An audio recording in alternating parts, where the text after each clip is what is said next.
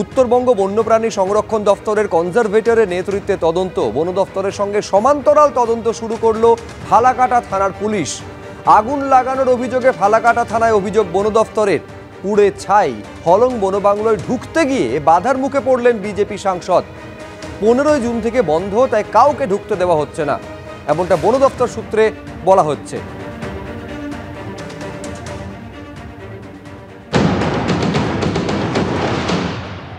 ইতিমধ্যে বন দপ্তরের তরফ থেকে জিজ্ঞাসাবাদের প্রক্রিয়া শুরু করা হয়েছে এবং যে যে কর্মীরা এখানে কাজ করতেন সেই কর্মীদের সঙ্গে কথা বলার সঙ্গে সঙ্গে কি ঘটনা সমস্ত কিছু জানার জন্য ইতিমধ্যে ফরেস্টের অফিসাররা অর্থাৎ বন দপ্তরের আধিকারিকেরা তারা হলং বাংলোর আশেপাশে বিভিন্ন জায়গাতে তারা কিন্তু ইতিমধ্যে তদন্তে নেমেছেন এবং সেই ছবিটাই দেখা যাচ্ছে।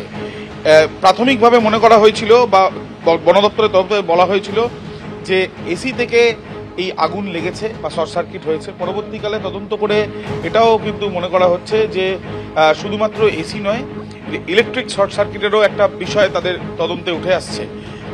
কি কারণে এই আগুন, কি কারণে এই অগ্নিকাণ্ডে সম্পূর্ণ নষ্ট হয়ে গেল হলং বাংলো, তা তদন্ত করে দেখার জন্যই ইতিমধ্যে সরজমিনে বন দপ্তর। আমরা তো এখানে থাকি, আমরা ওই 9:30 দিকে খবর পাই যে আগুন ওইখানে হয়েছে।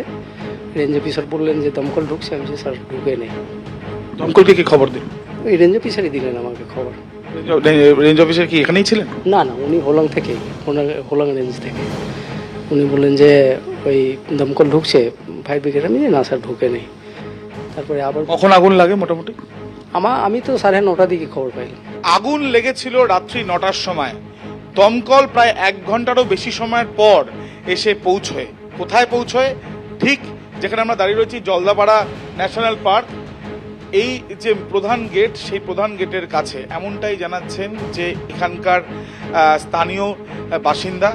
এবং যে রাস্তার সামনে আমরা দাঁড়িয়ে আছি, এই গেট থেকে হলং পর্যন্ত যেতে প্রায় 7 কিলোমিটার এই রাস্তা দিয়ে সোজা। অর্থাৎ আগুন লাগার সময় এবং তারপরেও দমকল এসেছে অনেকটাই দেরিতে, এমনটাই কিন্তু অভিযোগ রয়েছে এখানকার স্থানীয়দের। তাহলে দমকল কি দেরি করে এলো, না দমকলকে দেরি করে খবর পাঠানো হলো, এই নিয়ে কিন্তু প্রশ্ন থাকছে। মোটামুটি পুলিশটা কবে গেছে? শেষ 15 তারিখ। তারপরে তো বন্ধ হয়ে গেছে। তারপরে তো ভিআইপি টিআইপি যদি যায় থাকে। গত 15 জুন থেকে বন্ধ ছিল এই জঙ্গল, বন্ধ ছিল এই হলং বাংলো।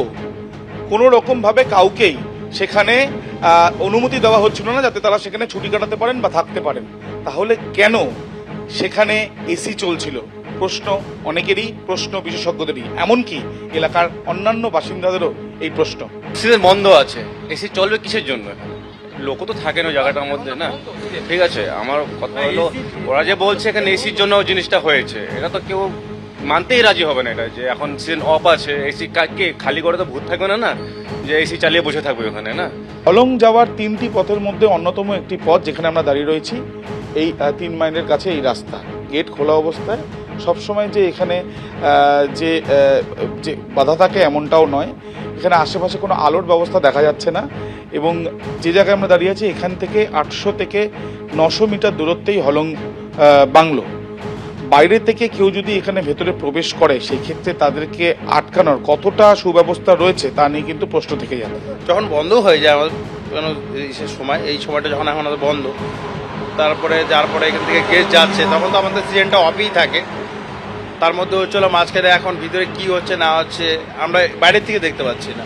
যেটা অভিযোগ উঠছে যে সেখানে কোনো এক ঘর থেকে বা ওই বিল্ডিং চত্বর থেকে আলো জ্বলতে দেখা গিয়েছিল। তাহলে বন্ধ অবস্থায় কেন আলো জ্বলছিল? এই কেন বা এসি থেকে প্রথমে বলা হয়েছিল যে অগ্নিকাণ্ডের ঘটনা, পরবর্তীকালে যেটা তদন্ত করে দেখা গেছে যে ইলেকট্রিক শর্ট সার্কিট মনে করা হচ্ছে। এই সমস্ত বিষয়ে তথ্য অনুসন্ধান করার চেষ্টা চালাচ্ছেন তদন্তকারীরা। সমান্তরালভাবে দুটো তদন্ত চলছে। একদিকে পুলিশের তরফ থেকে তদন্ত চালানো হচ্ছে ফালাকাটা থানায় যে এফআইআর হয়েছে তার পরিপ্রেক্ষিতে, অন্যদিকে বন দপ্তরের তরফ থেকেও কিন্তু এই তদন্ত করে দেখা হচ্ছে। সব মিলিয়ে প্রকৃত কারণ কি অগ্নিকাণ্ডের ঘটনার, সেটা জানা যাবে নির্দিষ্ট সময়।